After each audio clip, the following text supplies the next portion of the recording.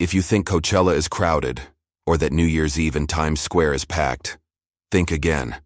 Because once every few years in India, over 100 million people come together for something that's not a concert, not a protest, not even a sports event. It's a holy bath. Welcome to the Kumbh Mela, the largest gathering of human beings on earth. A spiritual phenomenon so vast, so ancient, and so chaotic, it can actually be seen from space. Let's break it down. First, what is the Kumbh Mela? It's a massive Hindu pilgrimage that happens at 4 sacred riverside cities in India: Prayagraj, Haridwar, Nashik, and Ujjain. And when it happens, depending on astrological calculations, millions of devotees arrive to take a dip in the sacred rivers, the Ganges, Yamuna, Godavari, and Shipra. Why? Because, according to Hindu belief, bathing in these rivers during the Kumbh washes away your sins and breaks the cycle of rebirth.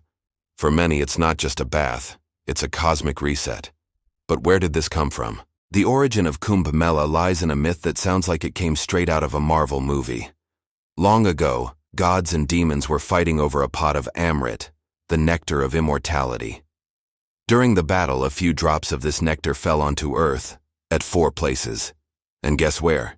Yep, Prayagraj, Haridwar, Nashik, and Ujjain. So now, once every 12 years, pilgrims gather at these sites for the Kumbh Mela, aligned with the positions of the Sun, Moon, and Jupiter. It's kind of like a divine appointment, written in the stars. But while the mythology is ancient, the scale of this event is absolutely modern. Imagine building a temporary city, with roads, bridges, hospitals, water supply, sanitation, internet, police stations, for 100 million people, and then packing it all up a few weeks later. That's what India does, every time, for the Kumbh. Entire camps of monks and saints or sadhus arrive from every corner of the subcontinent. Some are dressed in saffron robes, some wear nothing at all, some smear ash on their bodies, and some, called the Naga sadhus, have renounced everything, including clothes, to embrace pure spiritual discipline. They march in processions, chant mantras, debate philosophy, and of course, take the holy dip, often at sunrise in freezing water, surrounded by crowds the size of small countries. It's not just a religious event, it's a spiritual carnival. You'll see gurus giving lectures, mass prayers, community kitchens serving free food to thousands, yoga demonstrations, fire rituals, and even book fairs. It's like a spiritual Olympics mixed with a massive open-air university. But let's not pretend it's all smooth. Managing the Kumbh is a logistical nightmare. There are stampede risks, water pollution concerns, diseases, and a huge pressure on infrastructure. In the 1950s, a stampede killed hundreds. Since then, authorities have learned, the hard way, how to organize safer, more efficient festivals using satellite maps, AI crowd control, mobile hospitals, and thousands of volunteers. Despite all the chaos, something magical happens. It works.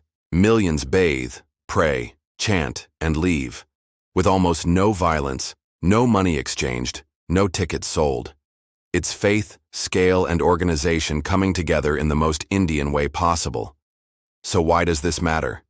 Because in a world where we often measure success by wealth, speed, or tech, the Kumbh Mela reminds us that faith still moves millions, that humans will walk for days, sleep under the stars, and brave cold rivers, just for a moment of connection to the divine. And maybe that's what makes the Kumbh Mela so powerful. It's not about spectacle, it's about surrender. Not about what you gain, but what you're willing to give up.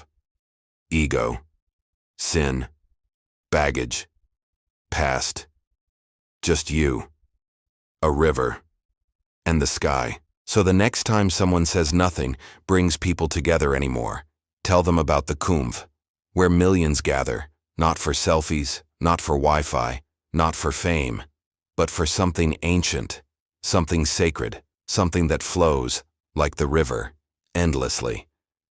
If you found this story amazing, share it with someone who still believes in magic, or at least in humanity. This was the Kumbh Mela, the biggest gathering you've probably never heard of.